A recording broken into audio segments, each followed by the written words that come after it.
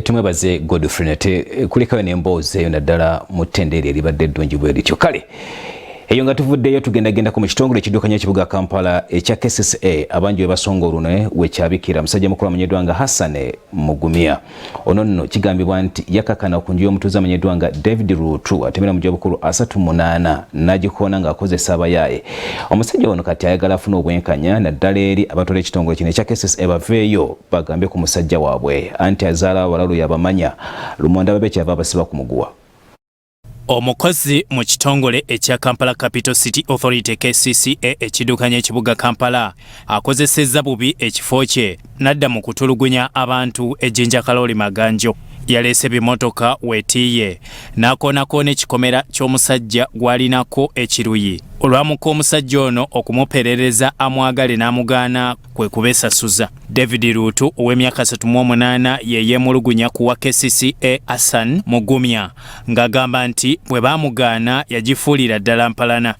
Yaŋŋamba bwe simuwa mukyala nve waka wano eno oba obulamu kubeera ekikolwa kye yakola kiraga nti kitwala bulamu era yagamba ekiddako bwe naalemera wano waka wano agenda kunzita era nsaba gavumenti ennyambe.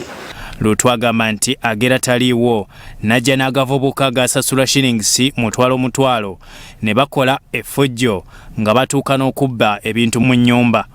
Sente bazibba ezaali mu nnyumba ze nali nfunye ng'omugabo gwange nga nange mmanyi nako kye ngenda okwekolera sente piki ne bagikuba TV ne bagitwala sikyalina kye nnina awaka nti awo siyina security ndi mu bbanga nsaba gavumenti ennyambe nga bweyamba abanaku.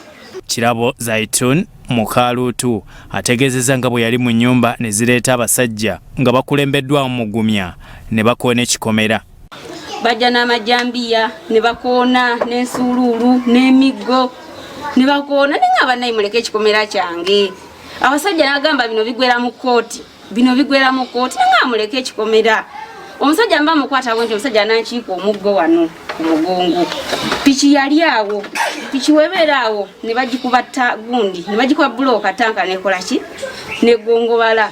Bano basabye abakulembeze okubayamba kuba obulamu bwabwe buli mu matigga olwa Rutu Hassan owa KCCA abafukidde ekirala nga yeerimbise mu kukwasisa amateeka g'ekitongole. Nansana kubanga polisi ye Katooke yagaana okuggulawo omusango gwange nga yeekwasa omukulu gwe bayita Hassan kubanga bo bali mu gavumenti akola mu KCCA tewali asobola mukwatako matigga embeera ensuseeko tusula bubi nnyo baagala tutta omusajja baagala mutta Hassan era nga Hassan gwe mutwe wano baagala kugulawo baagala kale kutwalawo kubeera yakyogerako nagamba onjagala kugulawo amazima yakyogera. Abatuuze basabye obukuumi ku Rutu kuba ye yabagamba nti tewali asobola kumukakkanya era nti ali waggulu w'amateeka. Obwenkanya ensonga eno tugisaamu obwenkanya abakulembeze baffe batuyambe abakulu atuliraanye n'abakulembeze abekkiiranya tebasobola tukukwasaganya mu nsonga kuba nakubiriza mulamu wange waka nze kennyini nekuba essimu olukomo lw'essimu adduke ku poliisi agulewo statement poliisi teyafaayo ye Katooke. Tom Chitunka akulira ebyokwerinda ejjinja Kaloli Maganjo ategeezezza nga Rutu ensonga ze bw'atazireetanga mu ofiisi yaabwe. Bwe banaapaapala nsuubira bajja bazza ku gulawundi basooke ku gulawundi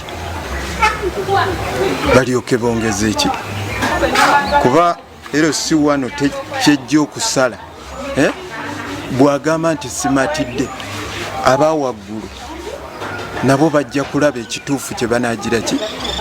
Hassan Mugumya ku lukomo lw'essimu agamba baluutu bamuwaayiriza ye musajja muntu mulamu atasobola kweyisa mu ngeri eyo. Nibasaba n'olukiiko lwe nti engeri kyoya yali ng'agizimba dda tumusaasire kyoyereme kumenyebwa wabula kana akakomera ka perimeter fence abakola ki abaamenya. Byawandulu Bone, Sorot TV, Omunyo.